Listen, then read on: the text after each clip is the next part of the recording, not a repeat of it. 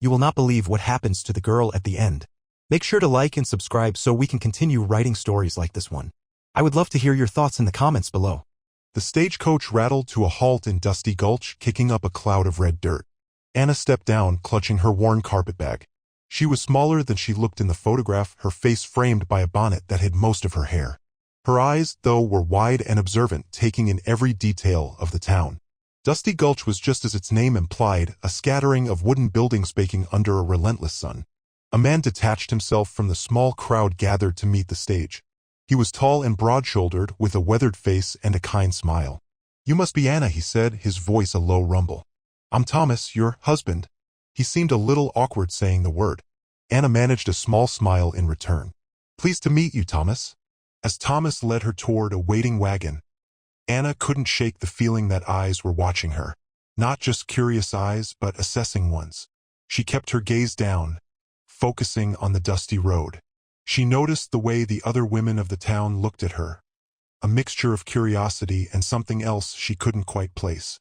Their new home was on the outskirts of town, a small, simple house with a porch that sagged a little on one side. It wasn't much, but it was hers, or at least it would be. Thomas carried her bag inside, and Anna took a tentative look around. The main room was sparsely furnished, with a table, a couple of chairs, and a small fireplace. A door led to what she assumed was the bedroom. "It's not much," Thomas said, noticing her hesitation. "But it's home. There's a cellar, too, good for storing food." Anna's heart skipped a beat. The cellar. That was the most important part. She forced herself to meet Thomas's gaze, trying to appear normal. "It's perfect," she said, hoping he wouldn't notice the slight tremor in her voice. She knew her secret would be safe there, at least for now. She was in Dusty Gulch to start a new life, but also to protect a piece of her old one. The next morning, Anna woke early. Thomas was already up, tending to the small patch of land behind the house where he hoped to grow vegetables. Anna offered to help, but Thomas gently refused. "You rest," he said. "You had a long journey." Instead, Anna walked into town ostensibly to buy supplies. She needed flour, sugar, and coffee, but her real purpose was to gather information. She visited the general store, a dimly lit place crammed with everything from boots to barrels of pickles. The storekeeper, a wiry man with a squint, watched her with open curiosity. "New in town, are you?" he asked as he weighed out her flour. "Yes," Anna replied. "I'm Thomas's wife." "Ah, Thomas. Good man. Quiet but honest." He paused, then added, "Heard the marshal's lookin' for that bank robber. Reckon they'll catch him soon enough." Anna's heart leaped into her throat. "A bank robber?" she asked, trying to sound casual. "Yep. Stole a whole heap of money from the First National. Marshal's been tracking him for weeks. They say he's headed this way." As Anna paid for her supplies, she noticed a poster tacked to the wall. It was a wanted poster, featuring a sketch of a man with a harsh face and a dark beard. The reward was substantial. Leaving the store, Anna spotted a man in a tan coat talking to a group of townsfolk. He was tall and imposing, with a stern face and a badge glinting on his chest. It was the marshal. He spoke with authority, his voice carrying across the dusty street. "We'll find him," he said, his gaze sweeping over the crowd. "No one breaks the law in Dusty Gulch and gets away with it." Anna quickly averted her eyes and hurried back toward her house. The marshal. He was closer than she thought. She had to be careful, very careful. Her brother's life depended on it. Back at the house, Anna busied herself unpacking her meager belongings. She carefully placed a small, wooden bird carving on the windowsill, a memento of her childhood. Then, she started preparing dinner for Thomas. As she chopped vegetables, her mind raced. The marshal was serious, and the town was clearly on edge. She had to be extra cautious. That evening, as Thomas ate his supper, Anna casually asked, "What's the marshal like?" Thomas swallowed a mouthful of stew. "Marshal Harding? He's a good man, stern but fair. He's been keeping this town safe for years. Wouldn't want to be on the wrong side of him, though." "Has he caught many criminals?" Anna pressed, trying to sound nonchalant. "More than a few," Thomas replied. "He's got a nose for trouble. Always gets his man." He paused, then added, "He's got a good heart, though. Helps folks out when he can." Anna nodded, trying to reconcile Thomas's description with the stern-faced man she had seen in town. He seemed like a formidable opponent. After dinner, Anna insisted on doing the dishes. As Thomas sat by the fire reading, she quietly slipped down to the cellar. The air was damp and musty, and the only light came from a small, barred window high in the wall. She lit a candle, its flickering flame casting long, dancing shadows. The cellar was small and cramped, with a dirt floor and stone walls. There were a few shelves empty except for some dusty jars. In one corner, she had placed a pile of blankets and a water jug. It wasn't much, but it would have to do. She checked the floorboards, making sure they were securely in place. This was her secret, her responsibility. She had to protect him no matter the cost. The marshal might be a good man, but he was also determined. And Anna was equally determined to protect her brother. The next few days settled into a routine. Thomas worked the land and Anna kept the house. But beneath the surface of normalcy, Anna was consumed by her secret. She started buying extra supplies, more flour, more beans, more coffee than a family of two could possibly need. She told Thomas she was preparing for winter, but he seemed puzzled by the sheer quantity.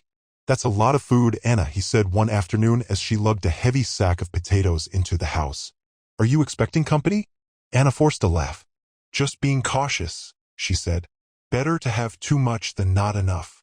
She also spent more time in the cellar, ostensibly organizing the shelves. But really, she was preparing a space for Caleb. She cleaned and swept, making it as comfortable as possible. She even managed to find an old, cracked mirror in the attic and hung it on the wall. Her behavior didn't go unnoticed.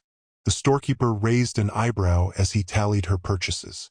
The women in town whispered behind their hands as she walked by, laden with groceries. They couldn't understand why the new bride was buying so much food. One afternoon, Martha, the baker's wife, stopped by the house. "Welcome to Dusty Gulch, dear," she said, her voice overly sweet.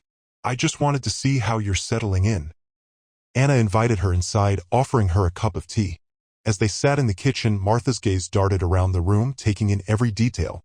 "You seem to be buying a lot of food," she said, finally broaching the subject. "Is Thomas expecting family?" Anna hesitated, then forced a smile. "No, just being prepared," she said. "You never know what might happen." Martha nodded slowly, her eyes narrowed. "That's true," she said. "But around here, people tend to mind their own business. Unless, of course, there's something to be curious about." Anna felt a chill run down her spine. She knew she was being watched. She had to be more careful. Much more careful. The safety of her brother depended on it. That night, after Thomas had fallen asleep, Anna crept out of bed. She tiptoed to the kitchen and carefully lifted a section of the floorboards near the table. Beneath, in the darkness, a pair of eyes glinted. "Caleb," she whispered. A raspy voice answered, "Anna? Is that you?" Anna lowered a small lantern into the hole, illuminating the cellar below. There, huddled in the corner, was a man, Caleb. He was thin and pale, his clothes torn and dirty. A bandage was wrapped around his arm, stained with blood. He looked exhausted, defeated. "Oh, Caleb," Anna said, her voice thick with emotion. "You're hurt." "Just a scratch," he said, trying to sound strong. "I'll be all right." But Anna could see the pain in his eyes. She lowered a basket containing a bowl of stew, a piece of bread, and a water skin. "Eat," she said. "You need your strength." Caleb ate slowly, ravenously. As he ate, Anna watched him, her heart aching. This was her brother, the boy she had lost so many years ago.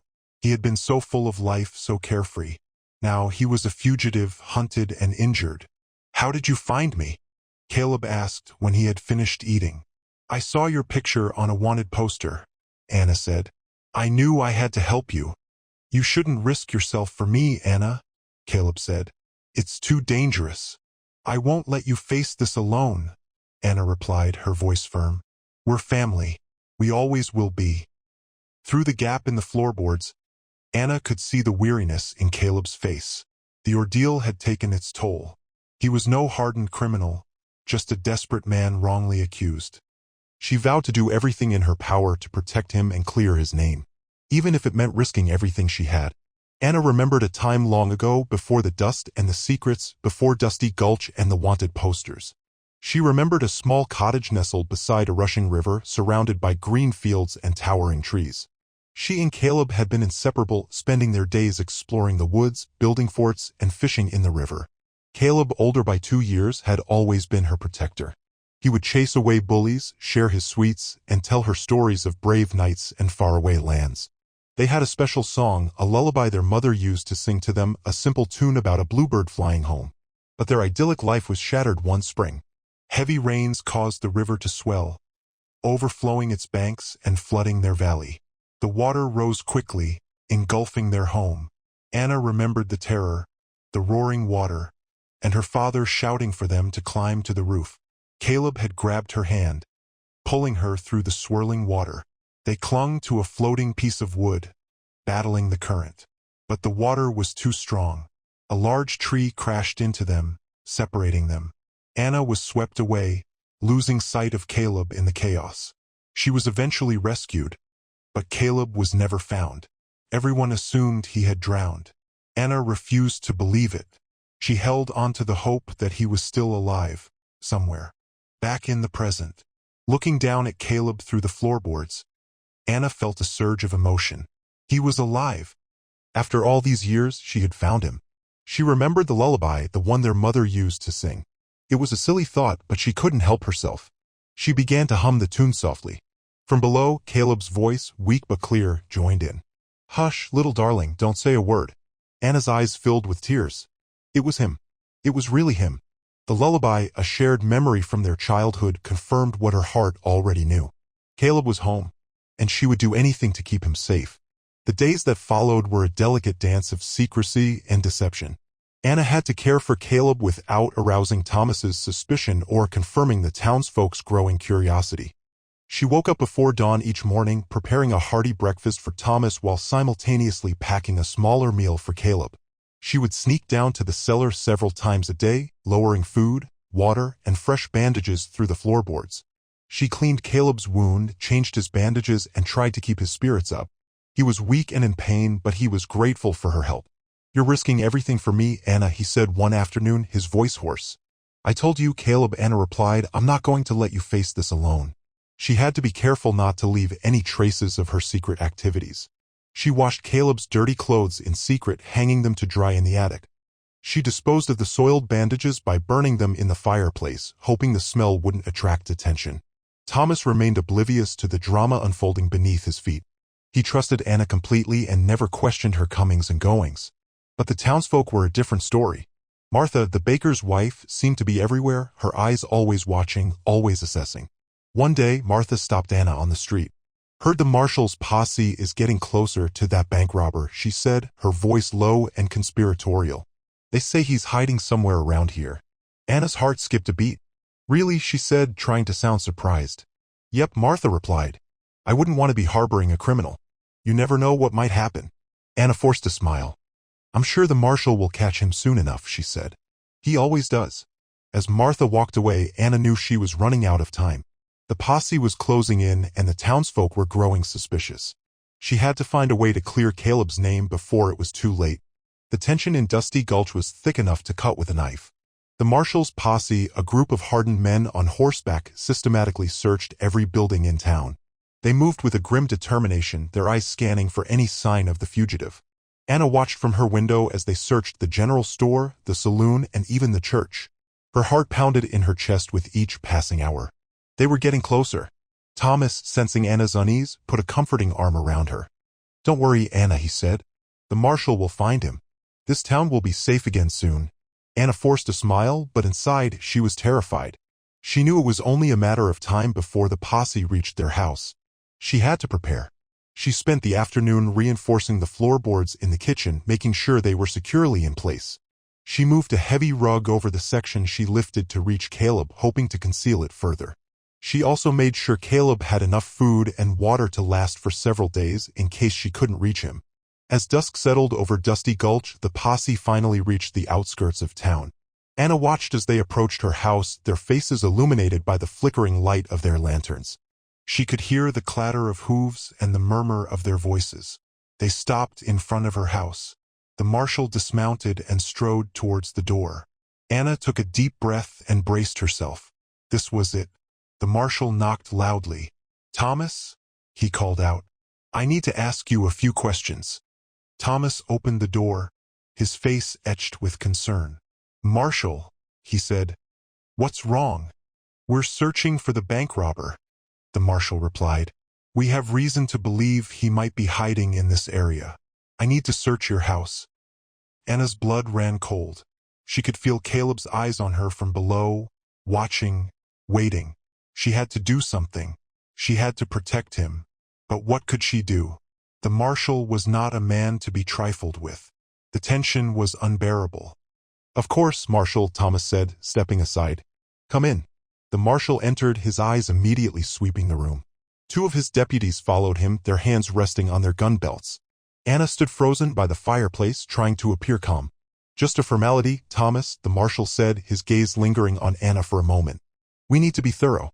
The deputies began searching the house, opening closets and peering under beds. Anna's heart pounded in her chest. She could feel Caleb's presence in the cellar, a silent plea for help. The marshal approached Anna. You're new to Dusty Gulch, aren't you? He asked, his voice surprisingly gentle. Yes, Marshal, Anna replied, her voice barely a whisper. Where are you from? A small town in the north, Anna said, avoiding his gaze. Do you know anyone who might be hiding in this area? The marshal pressed. Anna hesitated for a moment, then met his gaze. No, Marshal, she said, her voice firm. I don't. The marshal studied her face for a long moment, his eyes searching for any sign of deception. Anna held her breath, praying he wouldn't see through her. Have you noticed anything unusual in the past few days? He asked.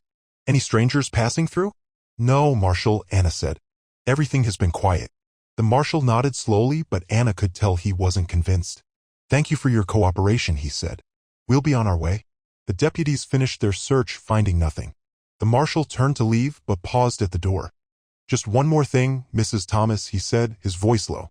If you see anything at all, I expect you to report it to me immediately. Anna nodded, her heart still pounding. As the marshal and his deputies rode away, she sank into a chair, weak with relief. She had managed to deflect his suspicions, but she knew he would be watching her. The close call had only heightened the tension. She had to be even more careful now. Caleb's life depended on it. That evening, after the marshal's visit, Anna felt more determined than ever to help Caleb. As she lowered a fresh set of bandages through the floorboards, she noticed something she hadn't seen before. Caleb was trying to change his shirt, and as he moved, the bandage on his shoulder slipped, revealing a long, jagged scar. The scar ran from his collarbone down to his upper arm, a pale, uneven line against his sun-weathered skin. Anna gasped. She knew that scar. She had seen it before, many years ago. During the flood, as they clung to the piece of wood, a sharp piece of debris had struck Caleb's shoulder. She remembered the blood, the pain, and the fear in his eyes. He had always been self-conscious about the scar, hiding it beneath his clothes. Looking at the scar now, Anna knew without a doubt that this man in the cellar was her brother. The lullaby had been a strong indication, but the scar was undeniable proof. It was a physical link to their shared past, a symbol of the tragedy that had separated them. Tears welled up in Anna's eyes. She had doubted herself, wondered if she was being foolish, if she was putting her trust in a stranger.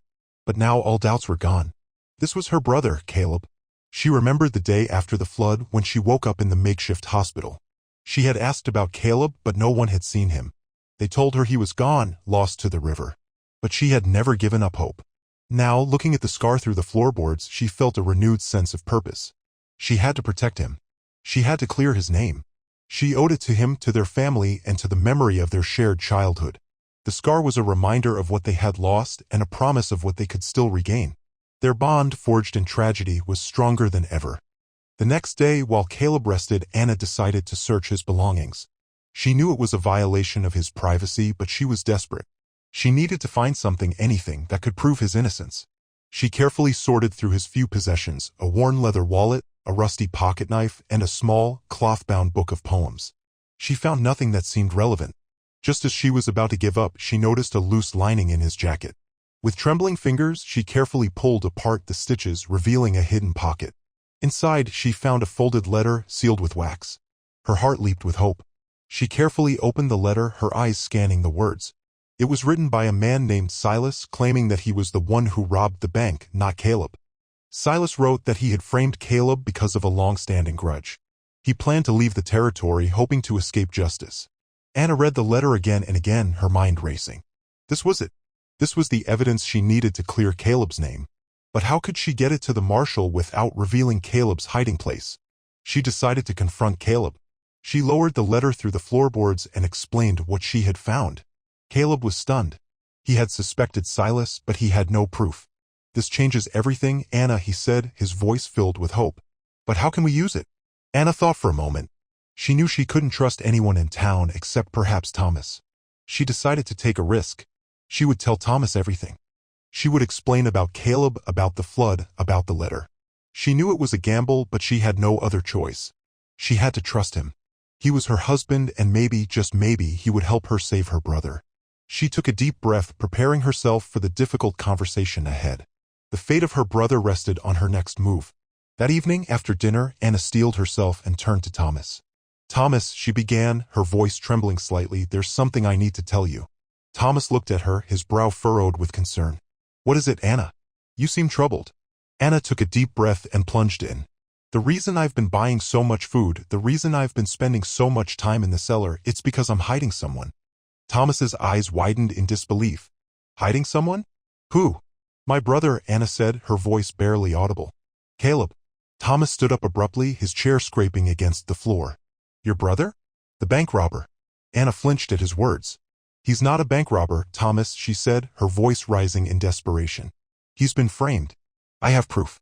She explained everything, from their childhood by the river to the tragic flood that separated them. She told him about seeing Caleb's picture on the wanted poster, about finding him injured and hiding in the hills, and about the letter she had found in his jacket. Thomas listened in stunned silence, his face a mixture of anger and disbelief.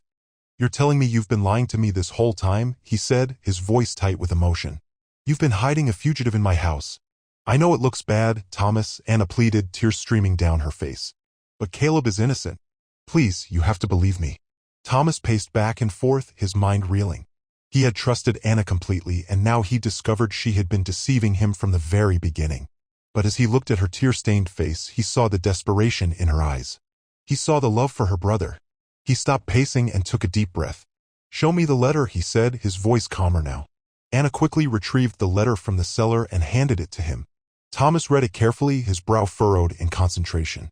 As he read, his expression slowly changed. The anger began to fade, replaced by a look of understanding. "Silas," he muttered. "I always suspected him."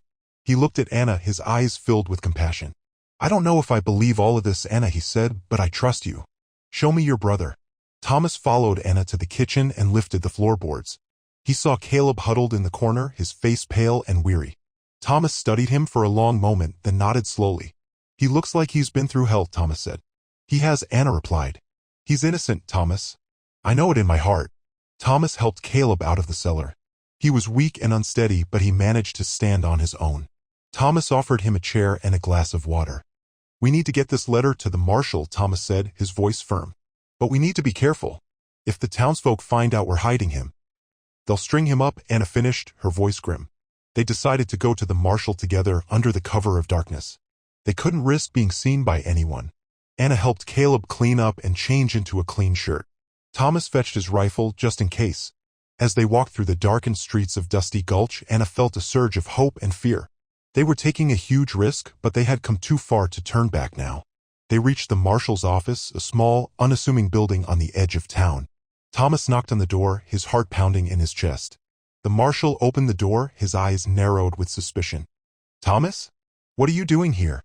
"Marshal," Thomas said, his voice steady, "we have something to show you. Something that will prove who really robbed the bank." Anna stepped forward, holding out the letter. "This letter was written by Silas," she said. "He admits that he framed Caleb." The marshal took the letter, his expression unreadable. He studied it carefully, his eyes scanning the words. Anna held her breath, praying he would believe them. The fate of her brother rested in his hands. This was the climax of their desperate struggle. Everything depended on the marshal's reaction. Would he listen to reason, or would he blindly follow the law? The silence was deafening. The marshal finished reading the letter, his expression thoughtful. He looked at Anna, then at Thomas, then at Caleb, who stood silently in the corner, his face etched with weariness. "This is a serious accusation," the marshal said, his voice low. "I can't just take your word for it." "I understand, Marshal," Thomas replied. "But I believe Anna. And I believe this letter is genuine." "I'll need to investigate," the marshal said. "I'll need to verify Silas's handwriting, and I'll need to find him. Where will we stay in the meantime?" Anna asked, her voice filled with concern. You can stay here, the marshal said, surprising them both. I have a spare room in the back. I won't treat you like prisoners, but I can't let you leave town until this is settled. The next few days were agonizing. The marshal sent his deputies to search for Silas, while Anna, Thomas, and Caleb waited anxiously in the marshal's office. The tension was palpable. Finally, after what seemed like an eternity, the marshal returned. His face was grim, but there was a hint of satisfaction in his eyes. I found Silas, he said. He confessed to everything. Anna gasped, relief washing over her. Caleb sagged against the wall, his strength finally giving way. Thomas put a comforting arm around Anna. Silas confirmed that he framed Caleb, the marshal continued. He said he owed him money and couldn't pay it back. He saw the bank robbery as a way to get rid of Caleb and solve his own problems. So Caleb is free? Anna asked, her voice trembling. Caleb is free, the marshal confirmed. He was wrongly accused. I'm sorry for the trouble this has caused. The marshal extended his hand to Caleb. You're a good man, Caleb, he said. I'm glad the truth came out. Caleb shook the marshal's hand. His eyes filled with gratitude. Thank you, Marshal, he said. Thank you for believing us. Anna threw her arms around Caleb, tears streaming down her face. He was free. After all the fear and uncertainty, he was finally free. The marshal's investigation had cleared his name and restored his honor. News of Caleb's innocence spread quickly through Dusty Gulch. The townsfolk, who had been so quick to judge him, now felt a sense of shame and admiration. They had almost condemned an innocent man, and it was only Anna's bravery and loyalty that had saved him. Martha, the baker's wife, was the first to apologize. She baked a fresh loaf of bread for Anna and Caleb, her face flushed with embarrassment. I was wrong about you, she said. You're a good woman, Anna. You did what any sister would do. Other townsfolk followed suit, offering their apologies and their support. They realized that Anna had risked everything to protect her brother, and they admired her courage and determination. Caleb was overwhelmed by the outpouring of kindness. He had been so afraid of being judged and condemned, but now he was being welcomed with open arms. The marshal, too, expressed his admiration for Anna's bravery. You're a remarkable woman, Mrs. Thomas, he said. You never gave up on your brother even when everyone else had. That takes courage. With Caleb cleared of all charges, the siblings were finally reunited. The years of separation had taken their toll, but their bond was stronger than ever. They spent hours talking, sharing stories, and reminiscing about their childhood. Anna was grateful to Thomas for his unwavering support. He had stood by her side, even when he had every reason to doubt her. She knew she had made the right choice in marrying him. Caleb decided to stay in Dusty Gulch, at least for a while. He wanted to be near Anna and to start a new life.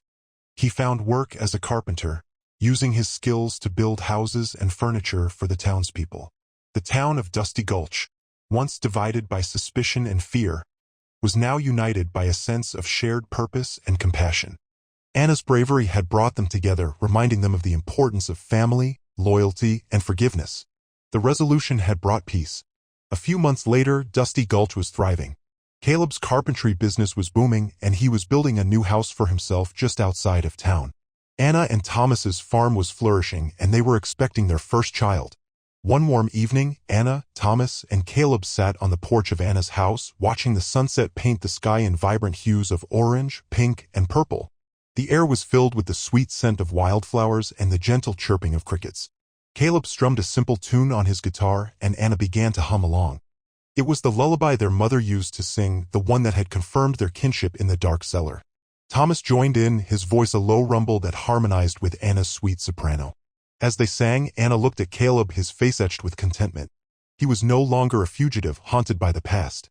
He was a respected member of the community, loved and accepted for who he was. She looked at Thomas, his eyes filled with love and admiration.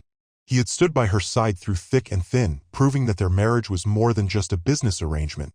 It was a true partnership, built on trust, respect, and love. She thought about the flood, the tragedy that had separated them for so long. She realized that even though they had lost so much, they had also gained something precious. They had found each other again, and their bond was stronger than ever. As the sun dipped below the horizon, casting long shadows across the valley, Anna felt a sense of peace and contentment she had never known before. She had a loving husband, a devoted brother, and a bright future ahead.